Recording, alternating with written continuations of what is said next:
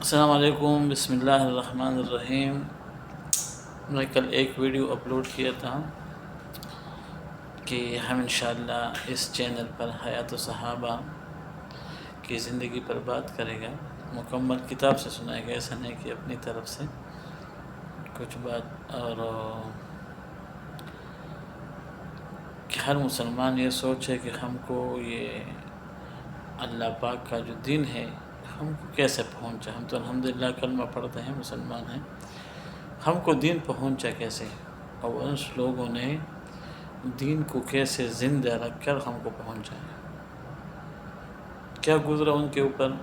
کیا حالات تھا۔ تو میں تو کل بولا کہ پہلے اردو میں، اس کے بعد پشتو میں، تو ابھی ایک اردو میں کچھ بتائے گا اور پشتو میں دوسرا چینل ہے اس کے اوپر ڈالے گا، الگ بنائے گا پشتو کے لیے۔ یہ سب آدمیوں کو ہمارا تو کوشش ہے، یہ تو بزرگ ہستیاں ہیں، ہمارا تو کوشش ہے کہ بھائی ہر کسی کو بات پہنچ جائے۔ کیوں، ڈیوٹی کا ٹائم ہوتا ہے، ہر کام کچھ کر سکتے ہیں، کچھ نہیں، تو ہر آدمی سوشل میڈیا دیکھتے ہیں، تو ہم یہ سوچ لیا کہ چلو تو ہمارا بھی ایمان میں ترقی ہوگا، دوسرا آدمی سنے گا تو لیکن سننا عمل کی نیت سے، اور اس سے کہ بھائی ان لوگوں پر اس ٹائم کیا گزرا ہے، تھوڑا سا آدمی اپنے آپ کو اس زمانے میں لے کے جائے نا، سوچ کے اعتبار سے، تو آدمی کو معلوم ہو جائے گا کہ ان لوگوں نے کیسا زندگی گزارا ہے۔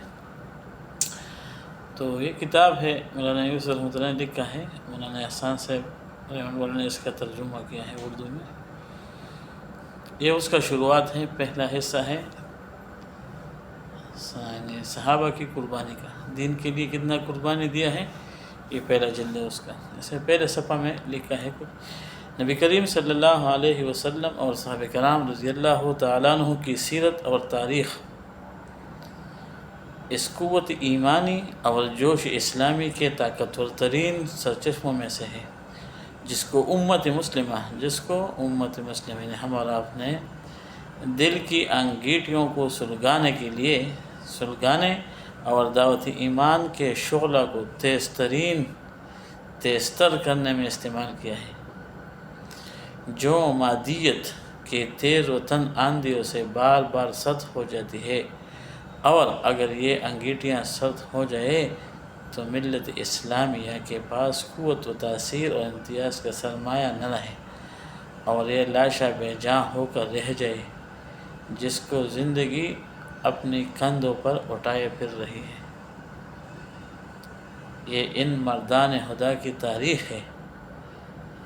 یعنی صحابہ رضی اللہ عنہ کی تاریخ ہے۔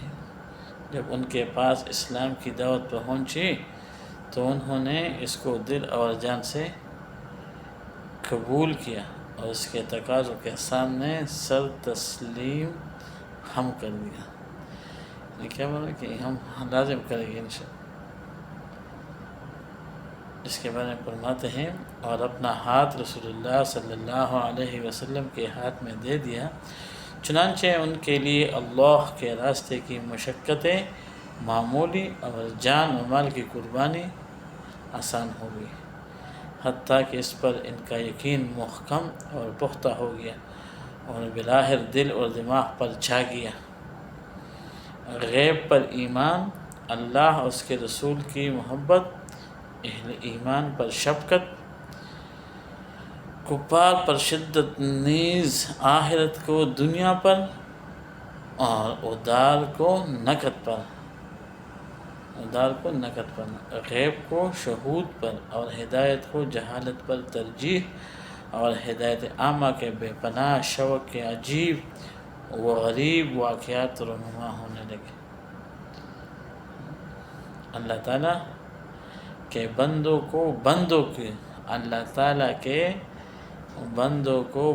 کو غلامی سے نکال کر اللہ کی بندگی میں لانے، مذاہب کے ظلم و جور سے اسلام کی عدل گستری میں پہنچانے،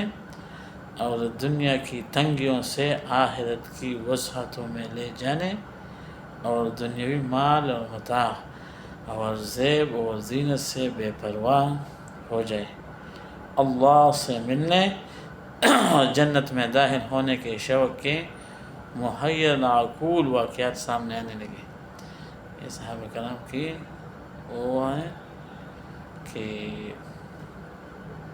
واقعات شروع والے ہیں، شروع صفحہ ہے۔ انہوں نے اسلام کی نعمت کو ٹھکانے لگانے، اس کی برکتوں کو اقصائے عالم میں عام کرنے اور چپے کی خاک چھاننے کے بے پایا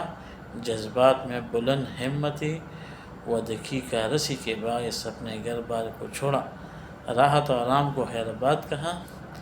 اپنی جان اور مال کی قربانی سے بھی دریا نہ کیا،